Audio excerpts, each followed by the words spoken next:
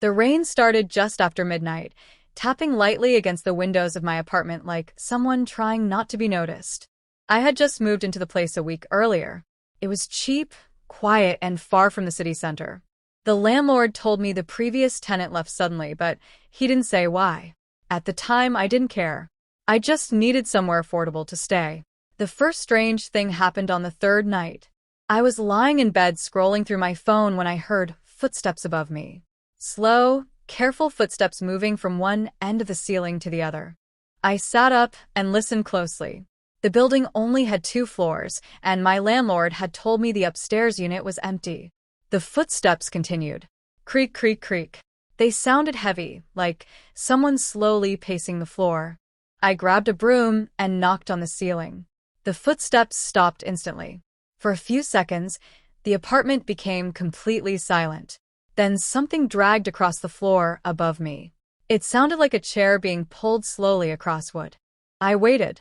No more sounds came, so I tried to ignore it and went to sleep. But the next night it happened again. This time the footsteps started earlier, around 10 p.m. They moved in circles above my living room. Sometimes they stopped directly above me. I finally texted my landlord. Hey, I thought the upstairs apartment was empty. Someone is walking around up there. He replied almost immediately. It is empty. I stared at the message for a moment before typing back. Then, who is making the noise? There was a long pause before he replied. Probably the pipes. Old buildings make sounds. But I knew what pipes sounded like. These were footsteps. That night, I barely slept. Around 2 a.m. I woke to the sound of something dropping upstairs.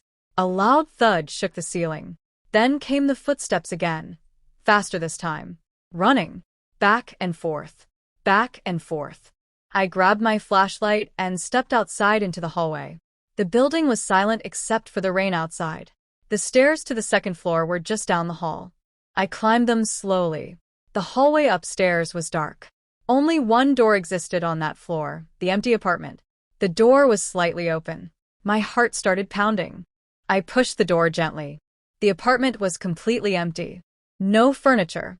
No lights. Just dusty wooden floors and cracked walls.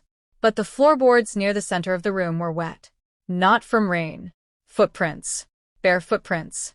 They started in the middle of the room and walked toward the corner where the wall met the floor. And then they stopped, like whoever made them simply vanished. I stood there staring for a long time before slowly backing out of the apartment. The next morning I asked my landlord about the previous tenant. He hesitated before answering. She disappeared, he said quietly. What do you mean disappeared? No one knows where she went. Police looked for her, but they never found anything. I didn't sleep in that apartment again. The road through Pine Hollow Forest is one most people avoid after sunset. It's a narrow road surrounded by tall trees that block out the sky. During the day it's quiet and peaceful. At night it feels like something is watching from the woods. I learned that the hard way. 2 years ago, I was driving home from visiting a friend in another town. My GPS told me Pine Hollow Road was the fastest route. It was already 1 a.m. when I reached the forest. The road was completely empty. No houses. No streetlights. Just darkness and trees. About 10 minutes into the drive, I saw someone standing on the side of the road. A woman. She wore a long white dress and stood perfectly still, facing away from the road. At first I thought she needed help. I slowed the car. Hey! I called through the window. She didn't move. The closer I got, the stranger it felt. Her hair was long and tangled, covering most of her face. I stopped the car beside her. Are you okay? Slowly, she turned her head toward me. Her eyes looked wrong. They were wide open but unfocused, like she wasn't really seeing me. Do you need a ride? I asked. She didn't answer. Instead, she pointed down the road ahead of me. Just pointed. I looked where she was pointing, but there was nothing there except the dark road disappearing into the trees. When I looked back at her, she was closer to my car. I hadn't seen her move. Something about that made my stomach twist. I think I should go, I said nervously. The moment I started to drive away, she began walking into the middle of the road behind my car. I looked in the rearview mirror. She was standing directly in the center of the road now, staring at me. I drove faster. After about 2 minutes, I glanced in the mirror again. She was gone. Relieved, I slowed down. But then my headlights caught something ahead. Someone standing in the road. The same woman, right in front of my car. I slammed the brakes. The car skidded to a stop just a few feet from her. She was smiling now. A slow, unnatural smile. Then she raised her arm again and pointed, this time directly at the passenger seat beside me. My heart nearly stopped, because when I looked at the passenger seat, it was wet, like someone had been sitting there. I drove out of that forest faster than I ever have in my life. The next day, I searched online about Pine Hollow Road. One article mentioned a woman who died there after being hit by a car decades ago. Witnesses said she had been standing in the road, pointing at something. The scariest thing that ever happened to me took place during a night shift at a small gas station outside town. The station sat alone along a long stretch of highway. At night, hardly anyone stopped there. Most shifts were quiet. Too quiet. Around 3 a.m. one night, a man walked into the store. He looked normal at first. Mid-30s, dark jacket, tired eyes. He bought a bottle of water and paid in cash. But before leaving, he asked something strange. "Do you work here alone?" I nodded. "Yeah, night shift." He looked around the empty store. "Good," he said quietly. Then he walked out. Something about the way he said "good" made me uneasy. 10 minutes later, I saw his car still parked outside. The engine was running, but he wasn't inside. I stepped outside to look around. The highway was empty. No sign of him anywhere. When I returned inside the store, the back storage door was open. I was sure I had closed it earlier. A cold feeling crept down my spine. "Hello?" I called. No answer. I slowly walked toward the storage room.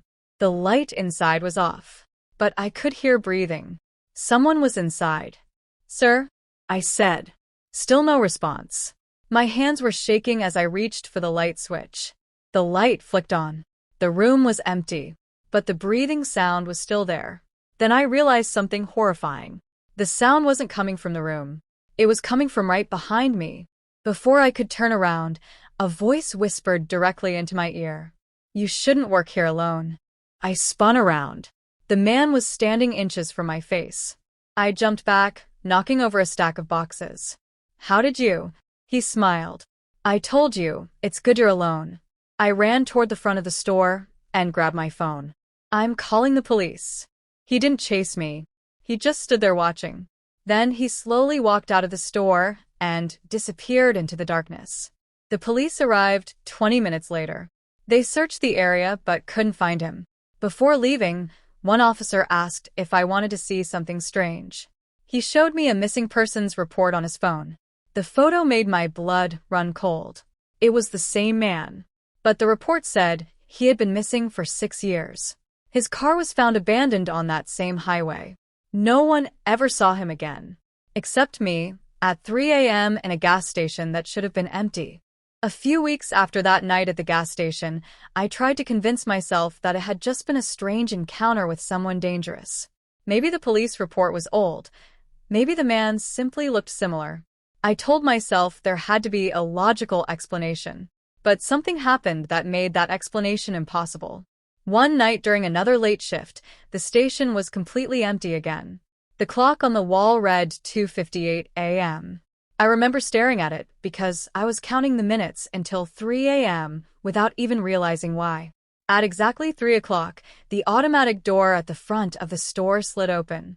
But no one walked in. Cold air rushed inside, making the hanging snack displays sway slightly.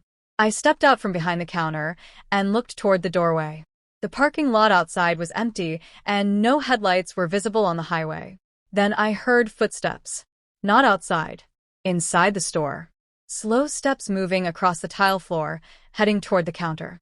My chest tightened as the sound stopped directly in front of me, even though I couldn't see anyone standing there. Then a familiar whisper filled the quiet room. "You're still working alone." The voice was the same one I heard behind me in the storage room. I ran outside immediately and locked the door behind me. I didn't finish that shift, and I never worked another night at that gas station again. Even now, whenever I pass that highway, I avoid looking toward the building because I'm afraid I might see someone standing inside, waiting for the next person who works there alone.